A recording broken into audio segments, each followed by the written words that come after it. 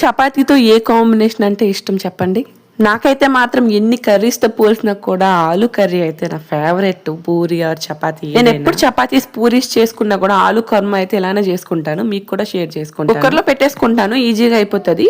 Cooker పెట్టి కొంచెం అంత ఆయిల్ వేసుకున్నాక హోల్ బిర్యానీ మసాలా ఉంటుంది కదా, సో మీకు ఇష్టమైతే వేసుకోండి. వేసుకుంటే చాలా బాగుంటుంది ఫ్లేవర్. ఇంకా మసాలాస్ ఫ్రై అయిన తర్వాత ఆనియన్స్ వేసుకోవాలి. ఆనియన్స్ ఫ్రై అయిన తర్వాత ఇంకా ఆలుని కూడా వేసుకోవాలి. అండ్ కొంచెం అంత కరివేపాకు వేసుకొని ఆ తర్వాత ఆలు కొంచెం ఫ్రై అయిన తర్వాత టమాటా వేసి దానికి సరిపడా వాటర్ కూడా వేసుకోవాలి. టమాటా కొంచెం కుక్ అయిన ఇంకా 3 విజిల్స్ అంటే పెట్టేసుకుంటే సరిపోద్ది. కర్రీ అయితే మనకి రెడీ.